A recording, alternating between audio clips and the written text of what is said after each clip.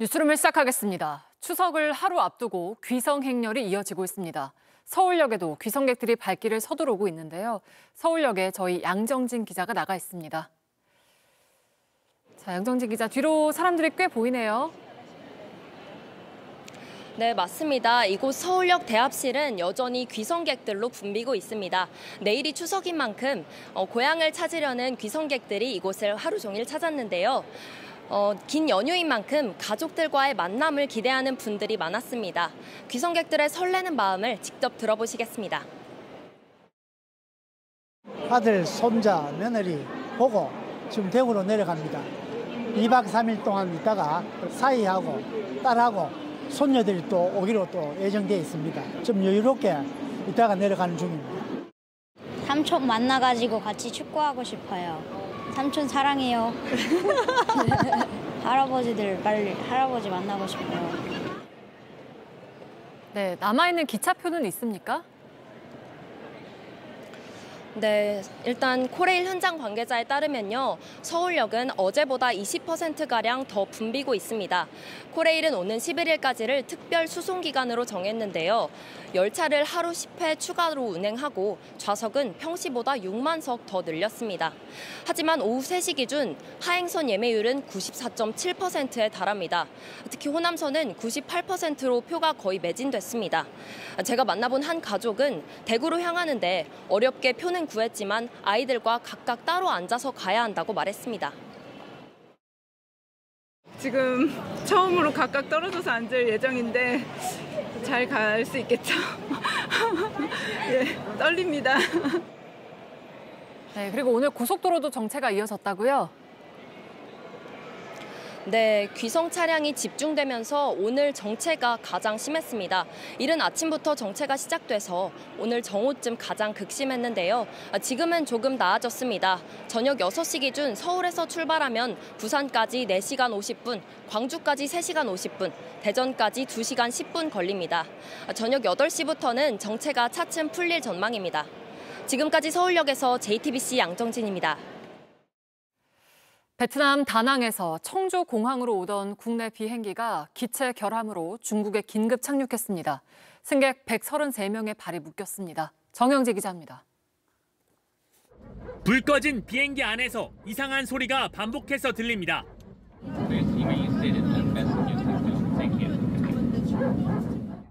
현지 시간 오늘 새벽 0시 50분 베트남 다낭에서 출발해 청주공항으로 향하던 에어로케이 RF532편 탑승객이 촬영한 영상입니다.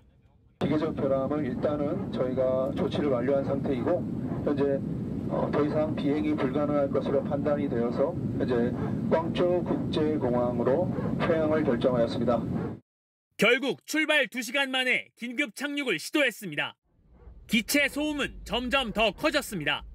피스톤에서 바람 빠지는 소리 같은 느낌이기도 하고 회전판이 어디에 닿으면서 이렇게 뭔가 탕탕탕 나는 소리가 비행 거의 내내 소리가 발생했거든요. 착륙을 시도했다 다시 올라가기를 몇 차례나 반복해 승객들은 불안에 떨었습니다. 다 무서워하고 불안한 상태로 이렇게 내렸죠. 소리도 못 지르고. 승객 133명은 현재 광저우의 호텔에 머물고 있습니다. 추석 명절을 보내러 가려던 계획은 모두 틀어졌습니다. 예약해둔 KTX 기차표와 버스표를 다시 구할 방법이 없는 겁니다. 추석을 새러 가야 되는데 여기 언제 돌아갈 수 있을지를 모두가 지금 다 모르는 상황이니까 다들 그걸 걱정하고 계세요. 항공사 측은 엔진 개통에 문제가 있었다고 설명했습니다. 오늘 밤 대체 항공편을 투입할 계획이라고 밝혔습니다. JTBC 정영재입니다. 그런가 하면 오늘 오전 평택 화성 고속도로에서는 달리던 승용차에 불이 났습니다. 또 어제 청와대 사랑채 공용 주차장에선 차량이 돌진해서 한 명이 크게 다쳤습니다. 이상화 기자입니다. 갓길에 서 있는 차량에서 연기가 뿜어져 나옵니다. 오늘 오전 11시 38분경 평택 화성 고속도로 평택 분기점 인근을 달리던 승용차에 불이 났습니다. 운전자와 동승자는 대피해 다친 사람은 없었지만 모든 차선의 운행이 일시적으로 차단되며 차량 정체가 발생했습니다. 경찰은 정확한 화재 원인을 조사 중입니다. 소방관과 경찰들이 주차 관리 부스를 들이박은 SUV 차량을 밀어내려 애씁니다. 관리 부스에 있던 60대 여성 주차 관리인은 20분 가까이 낀 상태로 있다 병원으로 옮겨졌습니다. 어제 오후 서울 종로구 청와대 사랑채 공영주차장에서 SUV 차량이 관리 부스를 향해 돌진했습니다. 주차 관리인은 다리와 가슴을 크게 다쳤지만 생명엔 지장이 없는 것으로 알려졌습니다. 운전자인 70대 여성도 병원으로 옮겨졌습니다. 오늘 오전 수원시 아파트 지하 1층 주차장에선 세워져 있던 벤츠 전기 차량에 불이 났습니다. 차량은 충전 중이었던 것으로 조사됐습니다. 방제실 직원이 불을 끄다 연기를 마셔 병원으로 옮겨졌고 주민들은 대피해야 했습니다. JTBC 이상화입니다. 이진숙 전 방통위원장이 석방된 것 관련해서 국민의힘은 여권의 정치 보복을 법원이 막았다고 했습니다. 민주당은 아전 인수식 왜곡이라고 했습니다. 박사라 기자입니다. 공무원의 정치 중립 의무 위반 혐의를 받는 이진숙 전 방송통신위원장이 풀려나자 국민의힘은 애초부터 무리한 체포였다며 정부 여당 비판을 이어나가고 있습니다. 최보윤 수석 대변인은 오늘 논평을 내고 이재명 정권이 밀어붙인 정치보복 체포극이 사법부와 국민의 상식 앞에 무너진 것이라고 밝혔습니다. 장동혁 대표도 어제 미친 나라를 바로잡아야 한다며 위법 수사에 대해 법적 책임을 묻겠다고 했습니다. 석방 결정에 사법개혁까지 언급하며 불만을 표시했던 더불어민주당은 사법부 공격은 자제하는 모습입니다. 대신 국민의힘의 무리한 위법 수사 주장은 법원 판단을 아전 인수식으로 왜곡한 것이라고 반박하는 데 집중했습니다. 법원의 판단은 체포 과정은 적법했지만 그리고 체포영장 발부 당시에는 체포 필요성이 인정될 수도 있지만 사후적으로 지금 체포 필요성이 많이 해소되었다는 입장으로 보이는데요. 법원은 이 전 위원장에 대한 체포 적부심을 인용하며 공소시효가 다가오고 있어 신속하게 소환할 필요가 있었다고 설명했습니다. 하지만 이미 조사가 상당히 진행돼 추가 조사 필요성이 크지 않다고 이 위원장을 석방하도록 했습니다. JTBC 박사라입니다. 통일교에서 불법 정치 자금을 받은 혐의로 구속된 권성동 국민의힘 의원이 추석을 앞두고 옥중 메시지를 냈습니다. 모든 혐의를 부인하면서 특검 수사를 엉터리 소설이라고 주장했습니다. 특검이 제시한 증거들에 대해서는 구체적인 반박을 내놓지 못했습니다. 김영민 기자입니다. 권성동 국민의힘 의원이 어제 오후 소셜미디어에 옥중 메시지를 올렸습니다. 특검이 가짜뉴스 확산에 매진하고 있다면서 돈을 받았다는 건 엉터리 소설이라고 주장했습니다. 그러면서 문재인 정권도 저를 꺾지 못했듯 이재명 정권도 결코 저를 무너뜨릴 수 없을 것이라고 자신했습니다. 권 의원은 그동안 통일교에서 돈을 받았다는 의혹을 줄곧 부인해왔습니다. 특검 측이 제기한 각종 의혹에 대해서 저는 결백합니다. 그렇기 때문에 당당합니다. 하지만 특검의 판단은 다릅니다. 2022년 1월 권 의원이 통일교 2인자였던 윤영호 전 세계본부장으로부터 1억 원을 받았다고 의심하고 있습니다. 특검이 결정적 증거로 보는 건 윤 전 본부장의 일기장과 문자 메시지 등입니다. 일기장에는 1월 5일 여의도 중식당에서 권성동 의원과 만남이라고 적혀 있고 옆에는 큰 거 한 장 서포트라고 쓰여 있습니다. 만남 직후 윤 전 본부장은 권 의원에게 오늘 드린 건 작지만 후보님께 도움이 되길 바란다는 문자를 보냈습니다. 그러면서 나중에 후보님과 총재님이 만나면 좋겠다고도 했습니다. 특검은 이 과정에서 한학자 통일교 총재가 윤 전 본부장과 범행을 공모한 것으로 의심하고 있습니다. 한 총재는 지난 1일 구속적부심이 기각된 뒤 다시 건강상의 이유를 들어 조사를 거부하고 있습니다. 특검은 추가 조사하는 게 실익이 없다고 보고 추석 연휴 직후 한 총재를 곧바로 구속 기소할 전망입니다. JTBC 김영민입니다. 김건희 특검은 지난 8월 도이치모터스 주가 조작 등 3대 의혹으로 김건희 씨를 먼저 재판에 넘겼습니다. 형량이 가장 무거운 뇌물죄 혐의는 아직 기소를 못했는데 추석 연휴가 끝나면 윤 전 대통령과의 공모 여부를 집중 조사하겠다는 계획입니다. 박현주 기자입니다. 김건희 특검은 지난 8월 김건희 씨를 3가지 혐의로 재판에 넘겼습니다. 오늘 김건희 씨를 도이치모터스 관련 자본시장과 금융투자업에 관한 법률 위반, 명태균 관련 정치자금법 위반, 건진법사와 관련 특정범죄 가중처벌 등에 관한 법률 위반 알선수재 혐의로 구속 기소하였습니다. 도이치모터스 주가 조작과 명태균 공천 개입, 건진법사를 통한 통일교 청탁 의혹들입니다. 특검에서 새롭게 수사한 매관매직 의혹 등은 아직 기소하지 못했습니다. 특검은 지난 7월 김 씨의 친인척 집과 사무실을 압수수색하며 발견한 귀금속들을 대가성 선물이라고 의심하고 있습니다. 서희건설이 반클리프 목걸이를 선물하며 맞사위의 공직 임명을 부탁하거나 이배용 전 국가교육위원회 위원장이 청탁 목적으로 금거북이를 선물했다고 보는 겁니다. 서성빈 대표가 전달한 바쉐론 콘스탄틴 시계와 김상민 전 부장검사의 이호환 화백 그림 수사도 마찬가지입니다. 관건은 뇌물죄를 적용할 수 있을지 여부입니다. 뇌물죄는 앞선 재판에 넘겨진 김 씨의 혐의들보다 형량이 가장 셉니다. 1억 원 이상 뇌물은 가중처벌돼 징역 10년 이상이나 무기징역까지 선고될 수 있습니다. 하지만 공직자에게 해당하는 혐의로 윤석열 전 대통령과 공모를 전제하지 않고는 김 씨에게 따로 적용할 수 없습니다. 이 때문에 특검은 연휴가 끝나는 대로 윤 전 대통령 조사 계획을 구체화한다는 방침입니다. 또 오는 13일 금거북이 의혹의 핵심 인물인 이배용 전 위원장을 소환할 계획입니다. JTBC 박현주입니다. 경주 에이펙을 계기로 한미 정상회담이 열릴 걸로 예상되는 가운데 좀처럼 마무리되지 않고 있는 한미 관세 협상 관련해서 대통령실이 긴급 통상 현안 대책회의를 열었습니다. 어제 두 나라 장관은 워싱턴에서 지난달 우리가 보낸 대미 투자펀드 수정안을 논의했습니다. 최규진 기자입니다. 대통령실은 오늘 오전 김용범 정책실장과 위성락 국가안보실장 주재로 긴급 통상현안 대책회의를 열었습니다. 어제 미국 워싱턴에서 열린 김정관 산업통상부 장관과 하워드 러트닉 미 상무장관의 회담 내용을 공유하는 자리였습니다. 양국 장관은 지난달 우리가 보낸 3,500억 달러 규모 대미 투자 펀드에 관한 수정안 등을 논의한 것으로 전해졌습니다. 미국은 일본처럼 현금을 내라고 요구하고 있는데 우리는 외환 보유 규모를 감안할 때 대출과 보증을 중심으로 해야 한다는 입장입니다. 또 안전장치로서 통화 스와프 체결도 필요하다는 겁니다.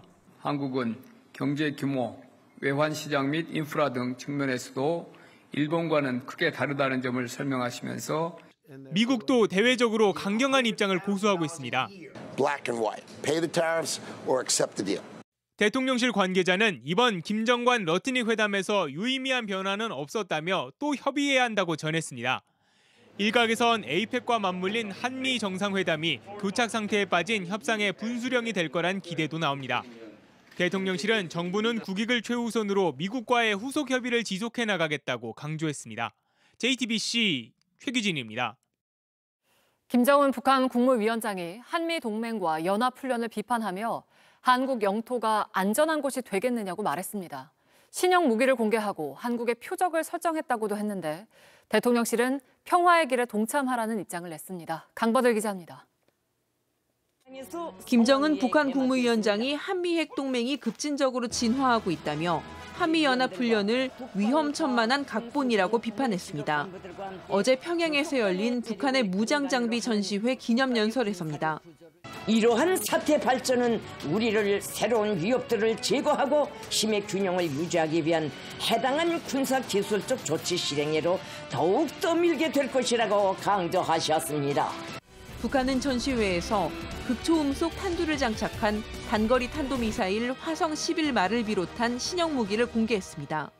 김 위원장은 특수자산을 중요 표적에 할당했다거나 한국 영토가 안전한 곳으로 될 수 있겠는가 하는 것은 그들 스스로의 판단에 달렸다는 등 수위 높은 위협 발언을 내놨습니다. 2023년 이후 매년 전시회를 열고 무력을 과시하며 협상력을 높이려 한다는 분석입니다. 오는 10일 노동당 창건기념일 쌍십절을 앞두고 정찰 위성이나 ICBM 발사 같은 추가 도발 가능성도 제기되는 상황. 대통령실은 김 위원장의 위협 메시지에 대해 한반도는 물론 국제사회의 평화와 안정을 위해 대화와 협력의 길에 동참하길 바란다고 밝혔습니다. JTBC 강버들입니다. 트럼프 미국 대통령이 가자지구 전쟁의 1단계 종전안을 사실상 합의 단계까지 몰아붙였습니다. 일각에선 닷새 뒤로 다가온 노벨 평화상 발표를 의식한 속도전이란 분석도 나옵니다. 워싱턴 정강현 특파원입니다. 트럼프 대통령은 가자지구 휴전을 사실상 공식화했습니다. 이스라엘이 1단계 철수선에 동의했다며 하마스가 수용하면 즉시 휴전이 발효될 거라고 밝혔습니다. 특히 빨리 움직여야 한다, 빨리 마무리 짓자며 이스라엘과 하마스 양측에 속도전을 주문했습니다. 일각에선 트럼프가 시급한 종전을 강조하는 배경으로 노벨 평화상 일정을 거론하고 있습니다. 노르웨이 노벨위원회는 닷새 뒤인 오는 10일 노벨 평화상 수상자를 발표합니다. 트럼프는 최근 자신이 7개의 전쟁을 해결했다며 공공연히 노벨상 수상 의지를 드러내고 있습니다. Everyone says that I should get the Nobel Peace Prize for each one of these achievements. Will you get the Nobel Prize? Absolutely not. No, but well, let's see what happens. But it's be a big insult to our country. I will tell you that. I don't want it. I want the country to get it. 하지만 실제 수상 가능성은 낮다는 전망이 우세합니다. 노벨 평화상은 노르웨이 노벨위원회 5명의 위원이 결정합니다. 워싱턴 포스트는 이들 중 최소 3명이 트럼프를 공개적으로 비판한 인사라고 보도했습니다. 미국 내 여론도 싸늘합니다. 워싱턴 포스트와 여론조사 기관 입소스가 지난달 11일부터 15일까지 미국 성인 2,513명을 대상으로 조사한 결과 응답자의 76%가 트럼프 대통령은 노벨상을 받을 자격이 없다고 답했습니다. 반면 받을 자격이 있다고 답한 비율은 22%에 그쳤습니다. 워싱턴에서 JTBC 정강현입니다. 어르신들을 위해서 추석 연휴 동안 하루도 쉬지 않고 문을 여는 무료 급식소가 있습니다. 따뜻한 밥 한 끼로 온정을 전하는 곳에 김재형 기자가 다녀왔습니다. 알록달록 송편이 박스에 한가득 담겼습니다. 추석 연휴를 맞아 특별히 준비한 간식입니다. 점심시간이 다가오자 봉사자들의 손길은 분주해집니다. 어떤 메뉴 준비하셨어요? 두부조림하고 숙주나물하고 생채요. 무료급식소 앞은 어느새 기다란 줄이 늘어섰습니다. 식판 가득 밥 한 끼에 어르신들은 든든하게 배를 채우고 추석맞이 송편도 잊지 않고 챙겨갑니다. 탑골공원 인근의 이 급식소는 이렇게 어르신들의 점심과 아침 끼니를 책임지고 있습니다. 아침에는 잘 차려드리지는 못해도 주먹밥 하나에 국 하나가 들어가요. 이걸 잡숫고 약들을 잡수더라고요. 아침에 빈속으로 약을 잡술 수가 없으니까. 8년 넘게 운영해왔지만 하루도 쉰 날이 없었고 유독 긴 이번 연휴도 마찬가지입니다. 봉사자들의 따뜻한 정에 어르신들은 적적한 마음을 조금이나마 달랩니다. 떨어져 살고 경제적으로 여유치 않으니까 아유 감사하지. 누가 이렇게 해주지. 되게 고맙지.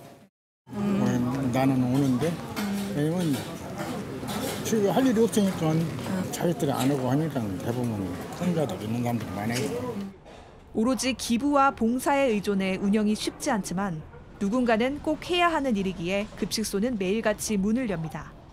잡숫고 가시면서 너무 잘 먹었다고 하면서 가실 때 나 너무 보람되죠. 오늘은 특별히 햇살밥에다가 송편 이렇게 제공을 해서 해드리니까 마음이 좋죠. JTBC 김재현입니다. 아직 돌봄을 받아야 하지만 가족을 간병하거나 집안일을 떠맡은 아이들이 있습니다. 효자, 효녀라는 이름에 가려져 있는데 성화성 기자가 만났습니다. 초등학교 4학년인 은지는 학교에서 돌아오자마자 부엌으로 향하더니 가스불부터 켭니다. 메뉴는 떡볶이와 계란말이, 파킨슨병을 앓는 할머니를 위한 식사입니다. 화장실도 데려다주고 그리고 몸 씻겨주고 그리고 밥도 차려주고 물도 채워주고 그리고 잠자리 편하게 이불 덮여서 해줘요. 엄마가 새벽부터 일을 나가면 할머니, 할아버지 돌봄은 은지의 몫입니다. 학원 다니고 할머니 때문에 놀도 타고 마음이 아파요. 형편이 어려워 가장 좋아하던 태권도 학원도 그만둬야 했습니다. 아쉽고 좀 슬펐어요. 울기도 했는데 시간도 할머니한테 많이 써가지고 그래서 시간이 없는 것 같아요. 그래도 괜찮다고만 하던 아이. 엄마는 더 마음이 쓰입니다. 가장 돌봄을 받아야 되는 시기에 하고 싶은 것들을 하지 못하고 꿈을 펼치지 못하는 거에 좀 많은 안타까움은 있었죠. 12살 주은이는 4살 막내 등 남동생 3명을 돌봅니다. 동생 때문에 시끄러워서 좀 제대로 쉰 적이 없는 것 같아요. 아픈 엄마를 대신해 동생들을 챙기는데 이유는 하나입니다. 그냥 가족이니까 하게 되는 것 같아요.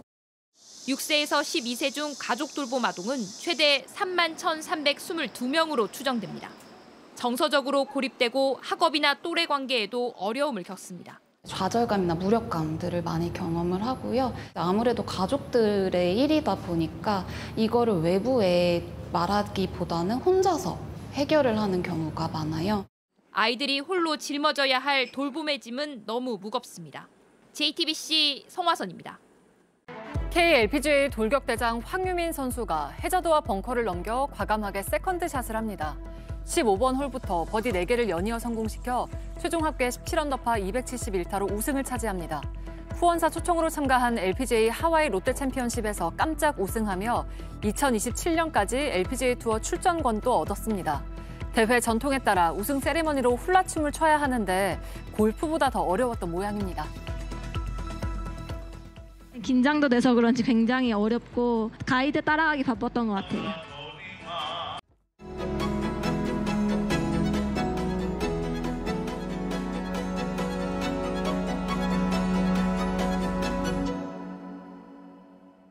보이는 것과 들리는 것에 관계된 일을 한다. 연기, 음악, 미술에 이어서 예능까지 장르를 넘나들며 활약 중인 전방위 예술가 백현진 씨를 뉴스룸에 모셨습니다. 어서 오세요. 안녕하세요. 반갑습니다. 반갑습니다. 네, 그 OTT 예능 시리즈 직장인들 시즌2에서 맹활약을 하셨잖아요. 백 부장을 투입한 건 신의 한 수였다. 이런 평가도 많고 실제로 좀 인기를 체감하시나요?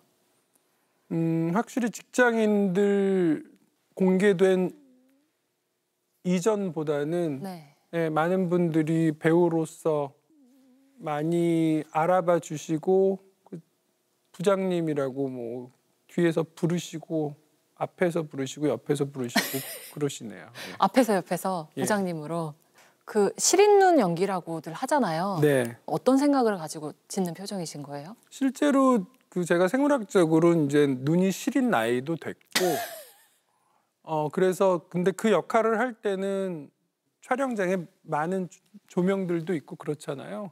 눈을 그렇게 뜨고 있으면 물리적으로 굉장히 편합니다. 그래서 일단은 별 생각 없이 그래 이 캐릭터에는 이렇게 나 편하려고 이 눈을 이렇게 뜨고 있어도 상관이 없지. 그리고 오히려 지금 반응도 있으니까 더 유리하구나 하면서 그냥 즐거운 마음으로 그 시린 눈을 많이 사용하기도 합니다. 네, 그 시린 눈으로 예. 따끔하게 한번 저한테 한 말씀 해주실 수 있을까요? 아, 그럴까요? 벌써 눈이 시려지는데요. 그 안앵커, 저널리즘이 뭐라고 생각해요? 웃을 수 있을 때 실컷 웃어둬요. 네. 감사합니다. 아이고 감사합니다. 감사합니다. 까불어서 죄송합니다. 너무 재밌었습니다. 무서웠습니다. 그 직장인들에서는 앙숙 관계인 김원훈 씨하고 특히 케미가 좋은 걸로 유명한데 뭐 함께 작업하면서 어떠셨어요? 두들겨 맞기도 하고 그랬는데. 제가 생각할 때는 가장 저에게는 특별한 코미디언이자 희극 배우인 것 같은데 말 그대로 너무너무 재밌었어요. 웃기 바빴어요. 정말 웃긴 사람이더라고요. 에피소드가 이렇게 진행될수록 도저히 그 웃음 참기가 힘들어서 나중에는 그거를 좀 제가 너무 웃길 때는 그냥 웃기도 하고 좀 그랬습니다. 그 직장인들이 합류한 배경에 대해서 나를 둘러싼 뭐 무겁고 좀 어두운 이미지를 깨트리고 배우로서 희극적인 실험을 해보고 싶었다라고 말씀을 하셨는데요. 예. 어느 정도 이제 목적은 충분히 달성하신 것 같은데 스스로 보기에도 같은 생각이실까요? 예, 그 대중들에게 알려져 있는 그 빌런 악당 이미지에서 비롯되는 말씀하신 것처럼 무겁고 불쾌하고 어두운 이미지에서 많이 벗어난 것 같아요. 예. 그래서 잘 됐다 싶고 배우로서는 사실은 운신의 폭이 더 생길 수도 있겠다라는 그런 생각도 듭니다. 그래서 마음이 좋습니다. 배우뿐 아니라 밴드 음악 활동 그리고 미술 활동 하신 걸로도 알려져 있는데 그 힘은 어디서 오는 거라고 생각하세요? 그런 예술적 감각과 그 기술과 감각과 마음은 어쨌든 오랜 동안 그 훈련을 한 것도 있고 그리고 뭔가 스승을 함부로 둬도 안 될 것 같고 레퍼런스를 함부로 써도 안 될 것 같고 그래서 혼자서 좀 좌충우돌하면서 지금까지 겨우겨우 왔는데 운이 좀 좋았던 것 같습니다. 그 가수로서 단독 공연도 이제 앞두고 있어요. 11일, 12일 예. 백현진의 서울식 어떤 공연인지 좀 설명을 해주실까요? 음악 공연입니다.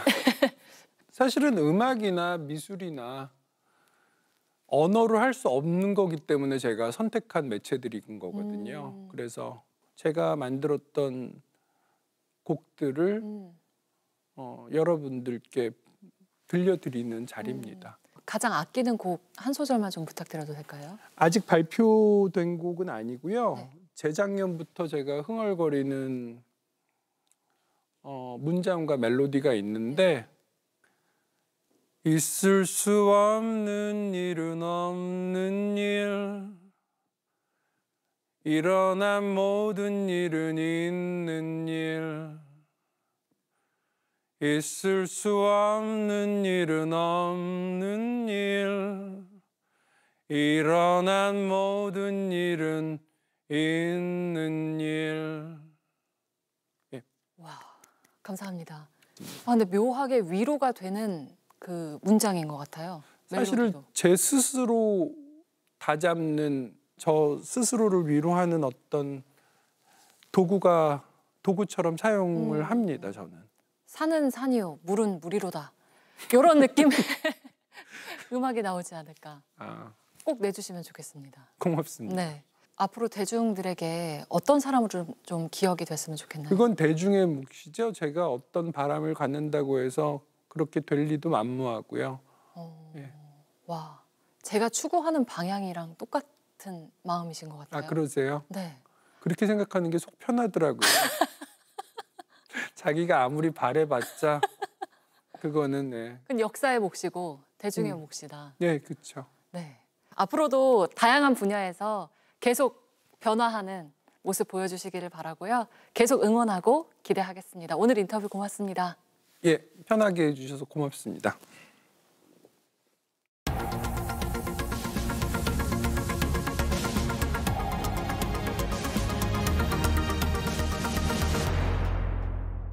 추석인 내일도 전국 곳곳에 비가 오겠습니다. 모레까지 강원 산지엔 100mm 이상, 인천과 충남엔 20에서 60mm, 서울과 경기, 충북과 전북엔 10에서 40mm의 비가 올 거란 예보입니다. 대부분 지역에서 보름달을 보기는 어렵겠습니다. 뉴스를 마치겠습니다. 고맙습니다.